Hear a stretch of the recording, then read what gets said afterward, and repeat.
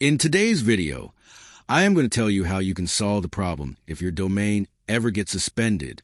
This is a common issue that many people face. So, make sure you watch this video till the end. Friends, this has happened to me as well. My website was running perfectly fine, and suddenly one day I receive a notification saying, "Your domain has been suspended." Naturally, when you get such a message, you feel stressed, but the good news is there is nothing to worry about. There are clear reasons why it happens, and also proper ways to fix it. Why does a domain get suspended? Let's first talk about the reasons. Sometimes a domain gets suspended because of similar domain name. For example, suppose someone already owns a registered website like tejkachibar.com, and you buy a domain like tejkahabhar.com. Even though there's only a small spelling difference, the meaning is the same, and that can lead to suspension. Another reason could be a trademark issue. If you buy a domain name that is already registered as a trademark by a company, that company has a right to file a claim and get your domain suspended. A third reason is misuse or illegal activity. If you are misusing your website, involved in unusual activities, or violating policies, then your domain can also get suspended. Sometimes suspension happens because of a payment or renewal issue. Many people forget to renew their domains or face payment failures, which leads to automatic suspension.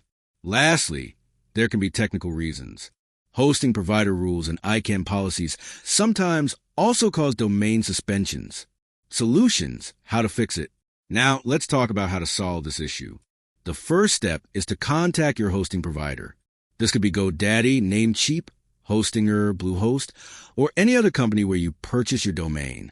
You can either send them an email or directly call their support team. The second step is to provide clear details. Explain why your domain might have been suspended. If you suspect it's due to spelling similarity, trademark problems, or any other reason, make sure you mention it. If you're sending an email, attach screenshots as proof. It helps them understand your case faster.